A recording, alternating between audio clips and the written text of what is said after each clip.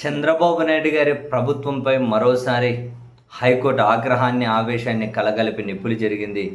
విషయం ఏంటంటే 2021 పంచాయతీ ఎన్నికల సందర్భంగా అప్పటి ప్రతిపక్ష నేతగా ఉన్న చంద్రబాబు నాయుడు గారిని, అప్పటి రాష్ట్ర ఎన్నికల కమిషనర్గా ఉన్న నిమ్మగడ్డ రమేష్ కుమార్ గారి మీద కొడాలి నాని గారు పలు అభ్యంతరకర వ్యాఖ్యలు చేశారు అని, దానిపై అప్పుడు ఒక ఎన్నికల సంయుక్త కార్యదర్శి గుడివాడ పోలీసులకు 2021 ఫిబ్రవరిలో ఫిర్యాదు చేశారట. సో దాంతో పోలీసులు కొడాలి నానిపై కేసు నమోదు చేశారు. 2021లో నమోదైన కేసు పైన ఇప్పుడు ప్రాసిక్యూషన్కి అనుమతిస్తూ ప్రభుత్వం జీవో జారీ చేసింది. దాన్ని కొట్టివేయాలని కొడాలి నాని ఇటీవల హైకోర్టులో పిటిషన్ దాఖలు చేశారు. సో ఆ కొడాలి నాని తరపున సీనియర్ న్యాయవాది మంగళవారం వాదనలు వినిపించారు. 2021లో కేసు నమోదైతే 5 ఏళ్ల తర్వాత ఇప్పుడు ప్రాసిక్యూషన్కి అనుమతి ఇవ్వడం ఖచ్చితంగా రాజకీయ కక్ష సాధింపులో భాగం. నానిపై నమోదైన కేసును సంబంధిత కోర్టు ఏదైతే ఉందో దిగువ కోర్టు, అది విచారణకు స్వీకరించే గడువు ఎప్పుడో ముగిసిపోయింది. అందువల్ల సిఆర్పిసి ప్రకారం కొడాలి నాని ప్రాసిక్యూషన్ చెల్లదు అన్నారు. దీనిపైన పోలీసులు హైకోర్టు దగ్గర కాసింత టైం కావాలి అని చెప్పి 28వ తేదీన గడువు తీసుకున్నారు. టైం కావాలి అని హైకోర్టు నుంచి గడువు తీసుకొని 29వ తేదీన కింది కోర్టులో ఒక ఛార్జ్ షీట్ దాఖలు చేసేశారు. దీనిపైన హైకోర్టు స్పందించుకుంటూ ఆయన పైన నమోదైన కేసు 3 ఏళ్ల శిక్ష మాత్రమే పడుతుంది. ఇలాంటి పరిస్థితులు 3 ఏళ్లు దాటిన తర్వాత ఆ కేసును కోర్టులు విచారణకు స్వీకరించలేవు.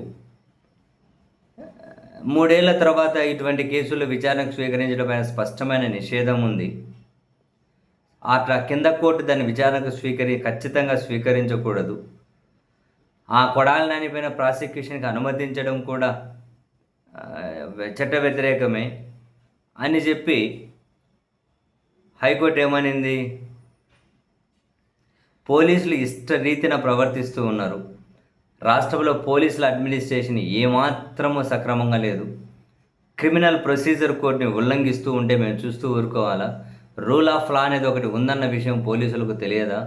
ఎవరైనా సరే రాజ్యాంగం చట్ట ప్రకారం నడుచుకోవాల్సిందే. రాష్ట్రం రావణ కష్టంగా ఉండాలని పోలీసులు అనుకుంటున్నారా? శాంతి సామరస్యం అవసరం లేదని మీరు భావిస్తున్నారా? పోలీసులు ఏం చేస్తున్నా అడిగేవారు లేరనుకుంటున్నారా? లేక మీరే తెలివైన వాళ్ళు అని చెప్పి అనుకుంటున్నారా?